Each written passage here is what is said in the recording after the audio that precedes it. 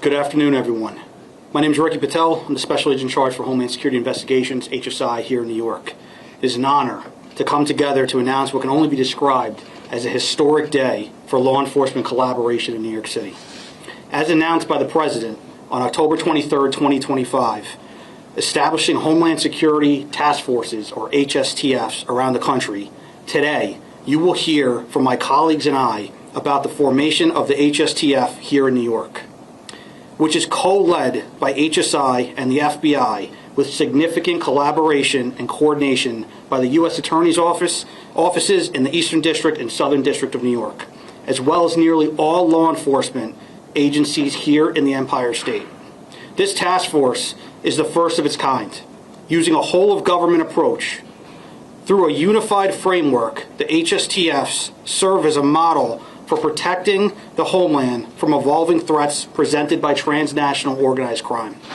The mission of the HSTF is to identify and target for prosecution transnational criminal organizations engaged in diverse criminal schemes involving a myriad of federal violations both within the United States and throughout the world.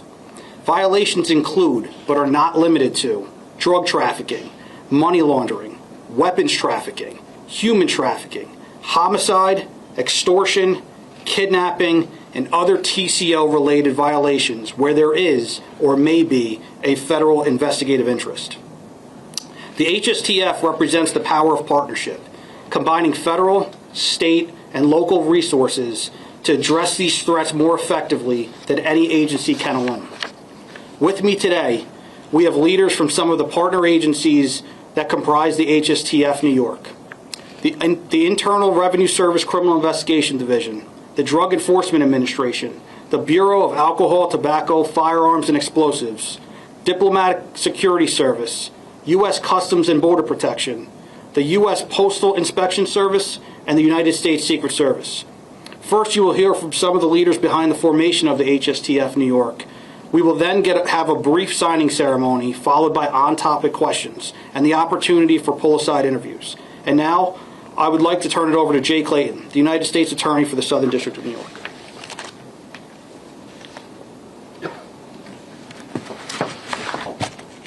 Thank you, Rick. Good afternoon. Today's announcement of our whole-of-government commitment to Homeland Security is, at its core, about public safety for all New Yorkers. New Yorkers want public safety. They want our parks, schools, subways, and streets to be both safe places and places that feel safe for our families, our children, and our visitors. At the Southern District, across the Justice Department, and across law enforcement, with our federal and state partners, we hear what New Yorkers want, and we are laser focused on delivering it for them. Crime is down, but it is still way above where it should be, particularly for our most vulnerable. And that's really what this is all about. It's about delivering public safety for the most vulnerable people in New York. It's down because of the hard work of the men and women behind me. Let me give you a few highlights over the last year.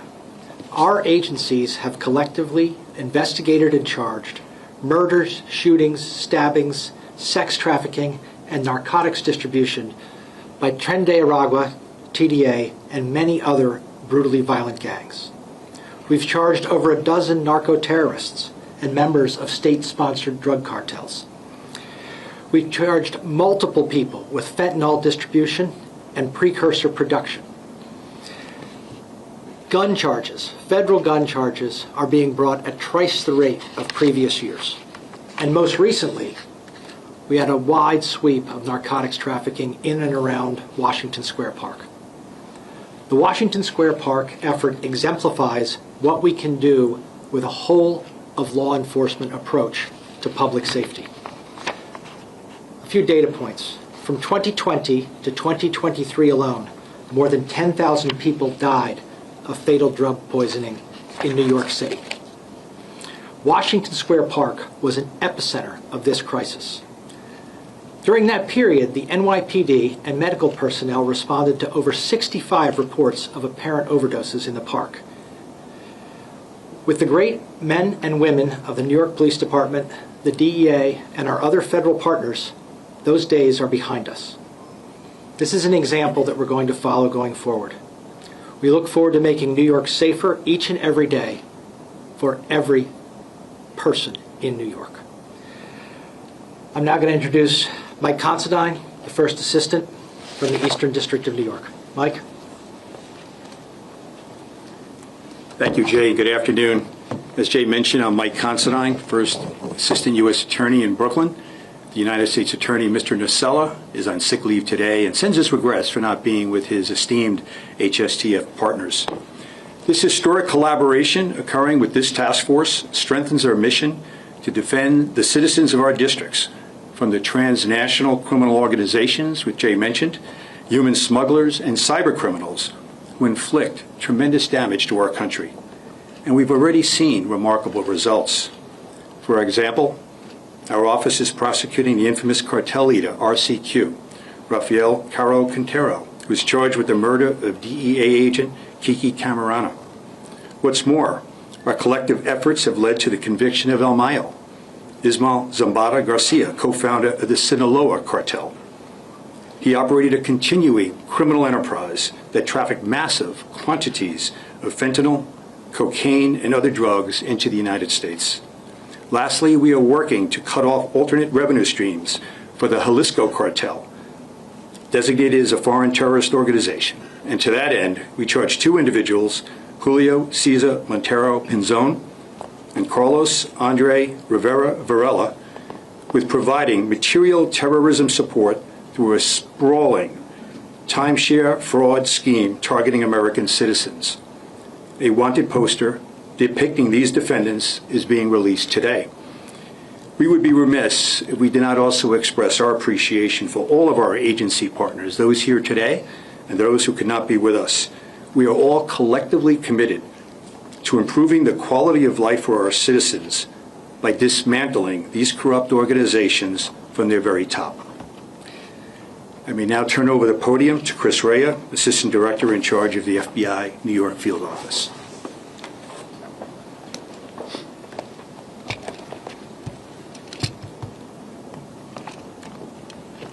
All right, thank you, Mike.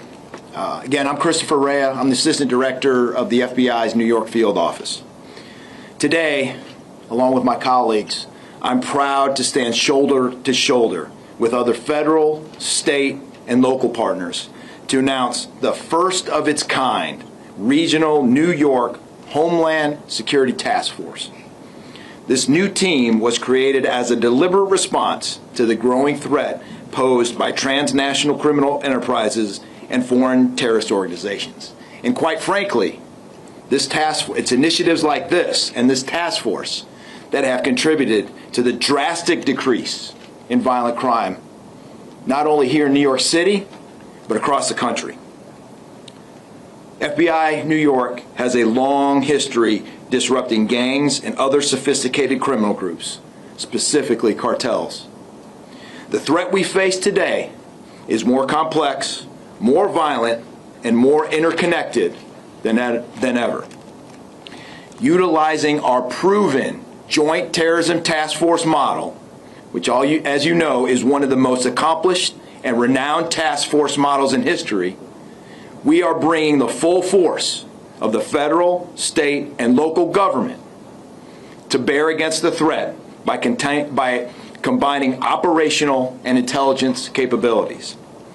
Additionally, with the new authorities and investigative tools granted to us after the designation of the most violent drug cartels and transnational gangs as foreign terrorist organizations, or FTOs, we will systematically and methodically dismantle these enterprises who are responsible for the pervasive trafficking of lethal drugs and weapons into our communities. Since standing up the New York HSTF earlier this year, our agents, analysts, and professional staff got right to work, and their hard work is already paying massive dividends. Today, I would like to share with you just two of the multiple high-level cases our New York HSTF have been involved in. The first one, in August 2025, our office coordinated with the Southern District in New York to charge and arrest 7 leaders and members of a violent Mexico-based drug trafficking organization for the alleged trafficking of firearms and smuggling dozens of kilograms of cocaine, meth, and fentanyl into this country. Their alleged criminality plagued our communities, even jeopardizing innocent bystanders with public rivalry shootings. Secondly, as First Assistant U.S. Attorney Considine mentioned, we are seeking information for 2 high-ranking leaders of CJNG, the Jalisco New Generation Cartel. Our FBI DEA Trident Directorate has aggressively utilized those new authorities that I just mentioned, which had been previously only authorized under national security cases and or JTTF, against the new FTO designation of CJNG. As mentioned earlier, Carlos Andres Rivera Varela and Julio Cesar Montero Pinzon are wanted for allegedly providing material support to a foreign terrorist organization and money laundering conspiracy. If you recognize those charges, that foreign terrorist charge, that's a charge that until now had only been available to charge through our JTTF. And now, due to the new authorities that have been granted to us, we can now charge that charge under a foreign terrorist organization. These fugitives allegedly funneled profits from a complex fraud scheme to finance CJNG in support of drug trafficking and other crimes. If you have any information related to either of these subjects, please call 1-800-CALL-FBI or submit a tip at fbi.tips.gov. Additionally, the FBI is offering a reward of up to $245,000 for information leading to the arrest and conviction of these fugitives. I would like to personally thank SAC Patel and SAC Chavez, as well as all the participating agencies, for their commitment to combating the persistent cartel threat and the drug distribution network. And thank you to U.S. Attorneys Clayton and U.S. Attorney Nacella for your aggressive prosecution of these critical cases. These judicial successes directly translate into taking bad guys off of our streets. Through unified partnership, we will continue to defend the homeland from evolving threats, safeguard critical infrastructure, and strengthen national resilience.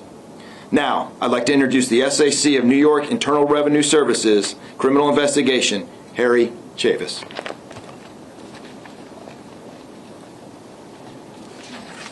Thank you, Chris. Good afternoon. My name is Harry Chavez, the Special Agent in charge of IRS Criminal Investigations New York Field Office. Special agents with IRS Criminal Investigation have long been known for lending their financial and tax expertise to complex investigations. We are proud to have entered into this agreement with the New York Homeland Security Task Force as a partner and as the third agency on the Executive Committee. With this agreement, our special agents will continue to proactively leverage our knowledge and unique skills for the betterment of this new team. Whether it's money laundering, Bank Secrecy Act violations, a complex financial fraud, or leveraging our tax authority, we will continue working in tandem with all the agencies under the Homeland Security Task Force umbrella to take criminals off the street and to dismantle transnational criminal organizations. Today, when you hear the word task force, I want you to think camaraderie. I want you to think of a space created specifically for special agents, officers, and analysts from multiple agencies to have the opportunity to become one cohesive unit. As law enforcement agencies, we may often deconflict with each other, share information, and cooperate on investigations. But what we don't normally do is sit side by side, cubicle to cubicle, in the same space. The New York Homeland Security Task Force will provide such an opportunity. As our special agents collaborate, they will learn from each other, harnessing respective expertise and experience, essentially creating a cross-pollination of skills where the investigation is built using the collective strength of the entire team. After 24 years with IRS criminal investigation, I can honestly say that I have been around long enough to know that when our dedicated law enforcement professionals coalesce around a common goal, this system will work. And I am honored to stand here today with my partners to announce the creation of the New York Homeland Security Task Force and to serve the greatest city in the world. Thank you. At this time, I'd like to bring to the podium Special Agent in Charge Ricky Patel, HSI, New York. Thanks, Harry. So again, a prolific narcotics trafficker accused of funneling cocaine, methamphetamine, and deadly fentanyl to some of the world's most notorious cartels. The reputed, alleged leader of one of the fastest emerging transnational criminal organizations, now a foreign terrorist organization, to encroach upon American soil. And the gangs and cartels behind the most violent, most inhumane crimes one can imagine. These are some of the people and organizations that HSI, through and with the HSTF New York, are targeting. In a city like New York, the presence of such threats and their ties to the Big Apple is simply unavoidable. The people of this great city deserve to know that criminal investigators at every level of law enforcement are standing side by side and collaborating under one roof, so that New Yorkers may enjoy their lives safely. This historic, unified collaboration of sharing of resources has already been in motion behind the scenes, and some of HSI's most recent major successes and investigative milestones were made thanks to the collaboration and the hard work of the HSTF and our partners who stand behind me.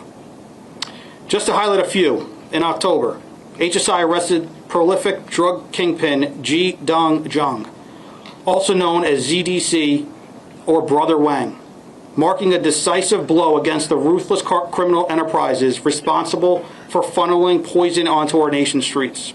That investigation by HSI, the DEA, and the Eastern District of New York uncovered that the defendants' alleged actions on behalf of the Sinaloa cartel and CGNG have bolstered the operations of transnational criminal organizations responsible for fueling an overdose epidemic, spreading violence, and destabilizing communities across the United States and beyond. Time and time again, we have blazed trails with our unprecedented law enforcement actions, including RICO charges against Tren de Aragua, TDA, or known as TDA, members and associates for allegedly committing multiple other violent terroristic attacks. Just weeks ago, HSI New York and the Southern District of New York secured the nation's first guilty plea of a TDA gang member for racketeering. And we are relentlessly driving new efforts that will bring life-changing, life-saving impact, such as HSI's active investigation into Nino Guerrero, the reputed leader of TDA, who grew TDA from a Venezuela-based prison gang to the vile, vicious foreign terrorist organization it has become. Our efforts in combating TDA are ongoing and unyielding. HSI and the HSTF New York are driving coordinated investigations that strike at the heart of criminal networks. Yesterday alone, in breaking news, HSI within the HSTF seized 30,000 fentanyl pills in a takedown operation with an arrest. And separately, another arrest where 7 kilos of fentanyl were seized in a tractor-trailer vehicle stop. The Southern District of New York is prosecuting both of these investigations. With unity as our strength and coordination as our advantage, we will outpace, outsmart, and outmaneuver transnational criminal organizations at every turn. This is our commitment. This is our promise. It is iconic that we are holding this press conference in the HIDTA-led Gun Violence Strategies Partnership space. It's known as the GVSP, the epitome of partnership.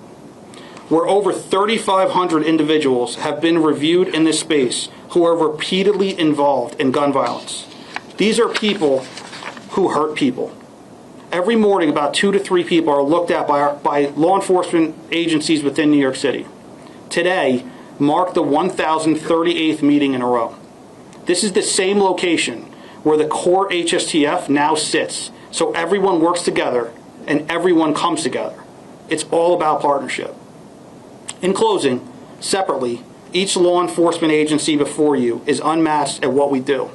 Together, we are simply unstoppable. I'd like to thank you for being here, and now I'd like to invite the speakers to join me in signing a memorandum of understanding which signifies the full implementation of the HSTF here in New York.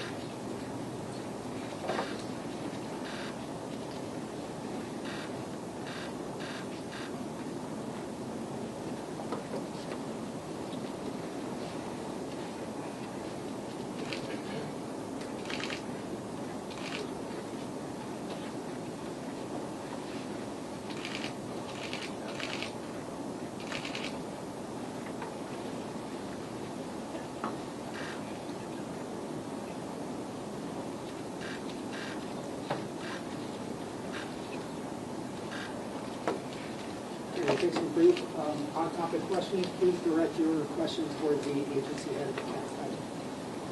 Dr. Morales, you see anything? Hi guys, I guess this is for anybody who could speak to this, but I had a question about the foreign terrorism charge. Would you say that this is sort of the #1 tool that the organization has to go after some of these people? And can you talk about the weight of such a charge? And lastly, do you know how many times that charge has been issued in the country and just in here, in New York? So I don't have the data on the number of times that it's been issued. It is a very powerful tool that we have. When you can take people off the streets for 20 and 30 years, that charge, I'll also note the death resulting statutes that we have, where if you're dealing fentanyl and it results in someone's death, that we have, I would say, appropriately severe criminal penalties in terms of incarceration. Yes, it gets those people off the streets, but it does something else. It forces cooperation. When someone's facing that kind of time, they're more willing to cooperate with us and extend our investigations. When someone doesn't face serious criminal time, their incentive to cooperate is very low. And it's something that's very important that we bring these charges federally. Jay, while you're there, first of all, is the PD involved in the task force? And then, Jay, you had said something about federal gun charges being brought at a rate. I didn't quite catch the superlatives. Well, I don't want it to be a superlative. It's a focus. Sure. And we are bringing federal gun charges at about twice the rate that we have previously. And that's to answer your first question, that's in cooperation with not only our federal law enforcement partners, but the New York Police Department. And the New York Police Department let me just be clear, they're essential to our success in this endeavor. And we're here with them every day. You can't really operate in the city without. No, they are the best police force in the world. Does the bringing of the federal gun charges at a higher rate, does that reflect a weakness in local gun law? Oh, I don't know if it reflects a weakness. There's certainly a delta in local gun laws, and I think the people of New York want gun-toting criminals, people who shoot people off the streets. And there are many instances where our federal tools accomplish that, not only at the time of charging with detention, but also in sentencing. Like one of the biggest, Chauncey, I'm looking at you, one of the biggest drivers of safety is getting detention when we pick somebody up. And if they commit a violent crime with a gun in New York, they should be detained. A number of these task forces that have been set up Homeland Security Task Force specifically have focused on immigration enforcement. Will this be part of it too? You know, San Antonio is one that was recently set up that was involved in, I think, the arrest of 180 incidents, which are unified HSI ICE model. Do you think that'll be part of this as well? So, to answer your question, HSTFs are set up to, like we all spoke about, target the transnational criminal organizations, right? And we're looking at the criminal violations that they exist with.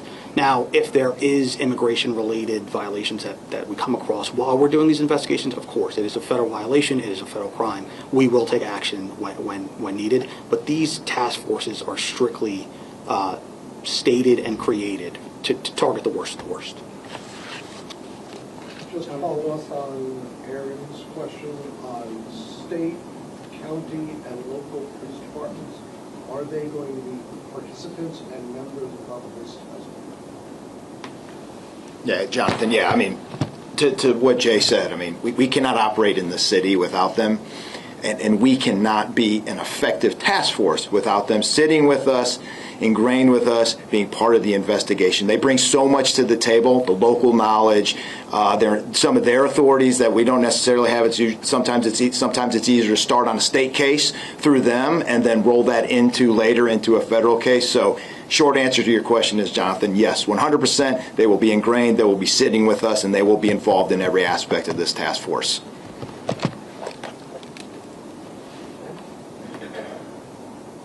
Thanks, everybody. Thank you. Thank you all.